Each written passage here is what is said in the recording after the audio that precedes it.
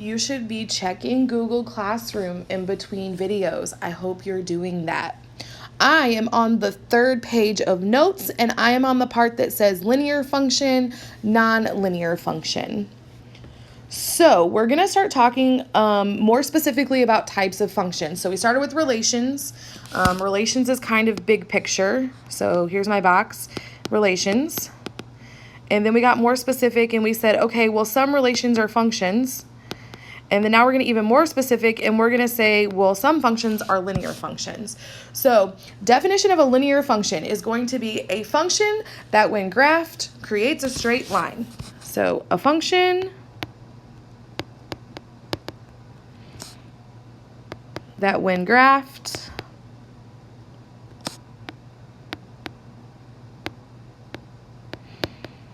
is a straight line. We're going to spend a lot of time this year talking about linear functions. Many of you already know about linear functions. These lines can be diagonal lines going either direction. These lines can be horizontal lines going left and right. Not vertical lines, they're their own separate situation. When we're talking about linear functions, you're going to see their equations written in a lot of different ways. So here are some examples of what linear functions might look like. You could see something like this. Notice you have an x and a y. You could see something like this. And you could even see an equation written like this.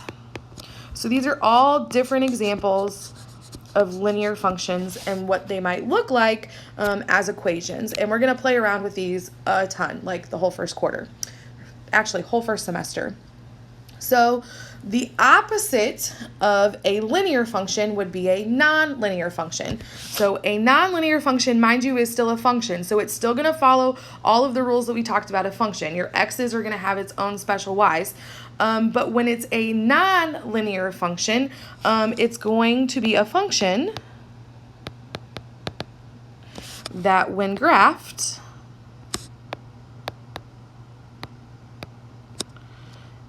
is not a straight line.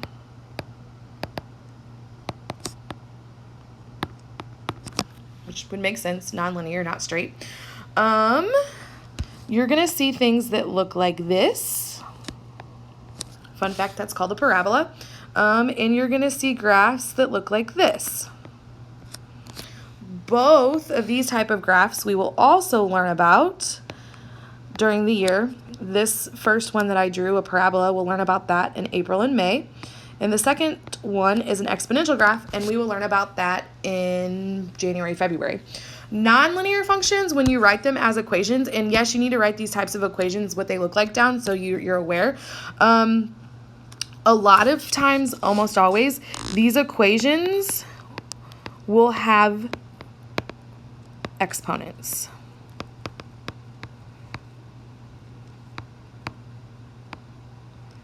So an example of what you might see of an equation that is nonlinear, you could see something that looks like this. Notice the exponent. Or you could see something really crazy where the exponent is actually a variable. That's even more crazy.